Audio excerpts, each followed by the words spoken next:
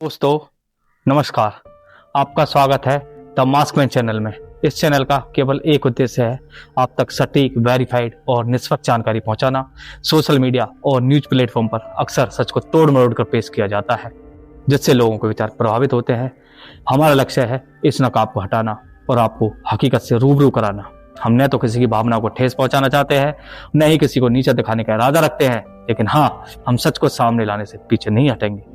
अगर कभी कोई जानकारी गलत साबित होती है तो हम उसे सुधारने के लिए हमेशा तैयार रहेंगे, क्योंकि गलती सबसे हो सकती है। तो चलिए तैयार हो जाइए एक नई सोच, नई ऊर्जा, नए नजरिए के साथ सच को देखने के लिए। मैं कोशिश करूंगा हर शनिवार रविवार को हफ्ते में एक वीडियो जरूर अपलोड करूं। जिस टॉपिक की ज्यादा डिमांड रहेगी उस पर मैं वीडियो बनाऊंगा। दोस्तों बेल आइकन को दबा कर रखें, जिससे हमारे नए वीडियोज आप तक जल्दी पहुंच जाए और हमारा मोटिवेशन भी बढ़े।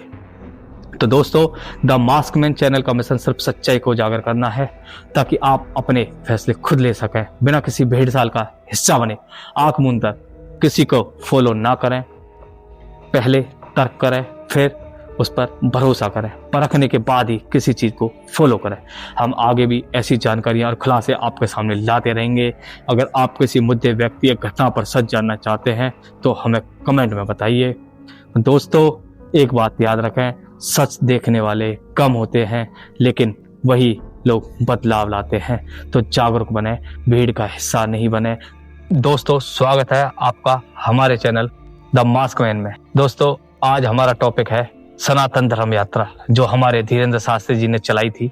क्या हिंदू राष्ट्र बनाना जरूरी है या ऐसे ही जो चल रहा है वो रहने दिया जाए?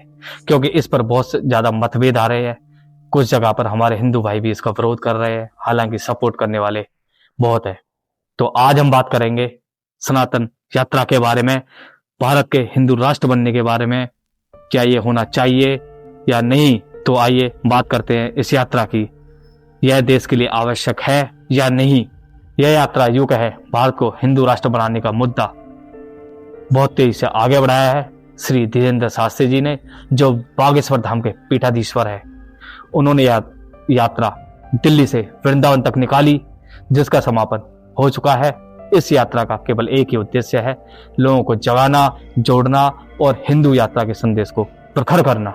जगह जगह लोगों की रोकने की व्यवस्था थी, लोगों को जागृत किया गया। और सबसे बड़ी बात इस यात्रा की ये थी, मन से शास्त्री जी ने सभी जातियों को खत्म करने की बात कही, सबको एक साथ लाने की बात कही। यह बात बहुत बड़ी बात थी। देश में सामाजिक सौहार्द बनेगा और हिंदुओं की एकता मजबूत होगी, क्योंकि मुट्ठी में दम होता है, उंगली में दम नहीं होता है। कई जगह बटोगे तो कटोगे की बातें भी आई, जिस पर कुछ लोगों ने तरह तरह की कमेंटबाजियां भी करी। तो बटोगे तो कटोगे का कुछ लोग गलत अर्थ निकालते हैं, लेकिन भाइयों अभी मैंने बोला कि मुट्ठी, अगर देखो इकट्ठे रहोगे तो ताकत रहेगी, और मुट्ठी टूटेगी तो ताकत तुम्हारी कमजोर होगी।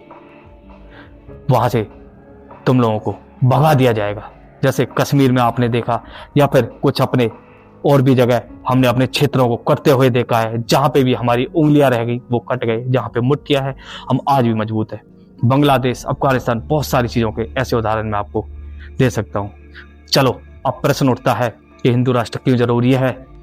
पूरे विश्व में हिंदुओं का एक भी राष्ट्र नहीं है, सिर्फ भारत है, वो भी सेकुलर राष्ट्र है। यहां पर हिंदुओं की आबादी 80-90 करोड़ के आसपास है। इतनी बड़ी आबादी होने के बाद भी अपना कोई देश ना हो, ऐसा क्यों है? देखो, हिंदू सबसे सहनशील होता है, वो ना किसी से लड़ता है, ना झगड़ता है, सबको समान भाव देता है, सभी धर्मों का सम्मान करता है, इसलिए इन्हें सबसे बड़ा सेकुलर भी माना जाता है। हालांकि इसका मतलब ये नहीं है हिंदू वीर नहीं होता। वीरता में हिंदू कभी पीछे नहीं रहा, चाहे राम जी के युग में देख लो, कृष्ण जी के युग में देख लो, आज के समय में भी देख लो। धर्म और कर्तव्य के लिए हिंदू अपनी जान तक दे देते हैं। कुछ लोग इस धर्म को गलत नजरिया बताते हैं, इस धर्म पे उंगलियां उठाते हैं। भाई साहब, धर्म का अर्थ मैं बता देता हूं। धर्म का अर्थ है जो हमारे बाबा लोग सबको धर्म सिखा रहे हैं ना, धर्म का अर्थ होता है सही रास्ता, सेवा, समाज कल्याण। ये धर्म में हमेशा प्रखरता होती है, सच्चाई का रास्ता। संत महात्माओं का प्रभाव सदियों से समाज को दिशा दिखाता रहा है। जैसे वृंदावन के परम पूजनीय श्री प्रेमानंद महाराज, बागेश्वर धाम के धीरेन्द्र शास्त्री, इनकी लोकप्रियता बहुत अधिक इसलिए बढ़ी है क्योंकि इन्होंने समाज को एक अच्छी दिशा दी है। अब बात समर्थन और विरोध की बात करते हैं। बहुत सारे लोग इसके समर्थन में हैं, लेकिन कुछ लोग इसके विरोध में भी हैं। मैं अपने भाइयों से कहना चाहता हूँ, हिंदू धर्म कभी नहीं कहता किसी से लड़ो झगड़ो। वो सबका स्वागत करता है, वो मुसलमानों का भी स्वागत करता है, वो बाकी धर्मों का भी स्वागत करता है। लेकिन हिंदू भाइयों, जब भी आपके अपने हक की बात आए तो आपको एकजुट होना चाहिए, और वो ये समय है। हिंदू राष्ट्र का अर्थ ये नहीं कि मुसलमान या अन्य धर्मों के लोगों को यहाँ से भगाया जाएगा, उन्हें दिक्कत दी जाएगी। हिंदुओं का कभी ऐसा भाव रहा ही नहीं है। हिंदू तो हमेशा दूसरों की मदद के लिए जाना जाता है, परोपकारी माना जाता है, धर्म की भावना माना जाता है, वसुधैव कुटुंबकम की बात करता है कि पूरी पृथ्वी हमारा परिवार है, यह विचार होता है।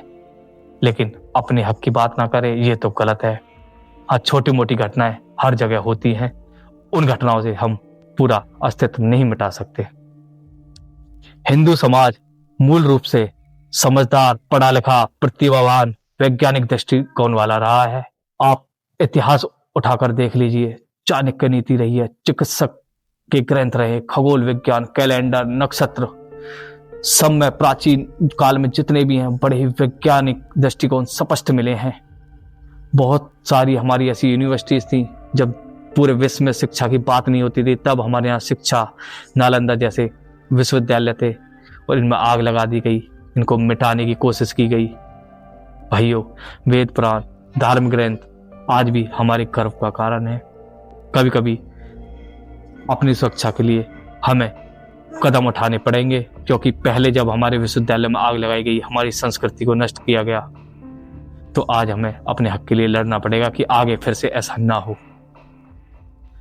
कुछ लोग इसका विरोध करते हैं, वो भी अपनी जगह गलत नहीं है, लेकिन उनसे मैं एक बात कहना चाहूंगा कि जरूरी नहीं है आप अपनी गलतियों से सीखें, आप अपने पूर्वजों की गलतियों से सीख सकते हो।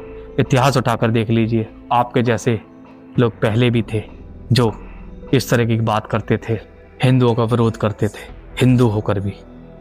लेकिन जब वहाँ हिंदू कम हुए, वहाँ अत्याचार हुए, उनकी बहन बेटियों को सबसे पहले उठाया गया, पूर्वजों को बहुत पीड़ा मिली,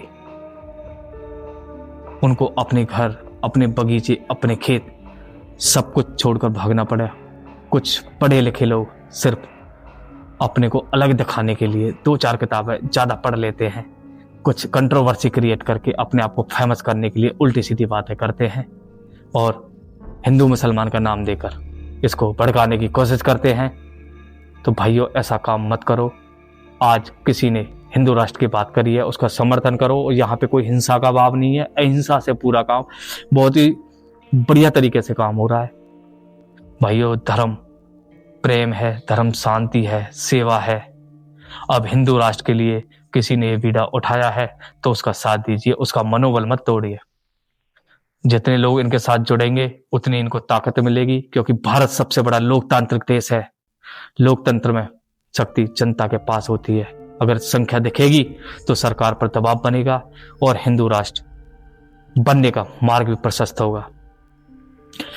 जो हिंदू सनातन धर्म की यात्रा के साथ है उनको मेरा बारंबार धन्यवाद है। जो विरोध में है उनको हाथ जोड़कर यही निवेदन है कि इसको समझें और साथ आए। अब चीज़ें बदल रही हैं, धीरे धीरे बहुत कुछ समाप्त हो रहा है। एक समय आएगा जब ये जाति पाति भी खत्म हो जाएगी। सवर्ण समाज आज वही कर रहा है, जाति समाप्त करो, और दलित भाइयों के साथ बड़े ही प्रेम से रह रहा है। यह वह समय निकट है जब भारत हिंदू राष्ट्र बनेगा और सामाजिक विभाजन भी धीरे धीरे खत्म हो जाएंगे। मेरे मुसलमान और अन्य धर्मों के भाइयों, आपको किसी प्रकार की घबराहट की कोई ज़रूरत नहीं है। हम आपका अधिकार नहीं छीन रहे हैं, हम सिर्फ अपना हक मांग रहे हैं। आप हमारा साथ खुशी खुशी दीजिए और राष्ट्र निर्माण में हमारा सहयोग कीजिए। धन्यवाद। जय हिंद।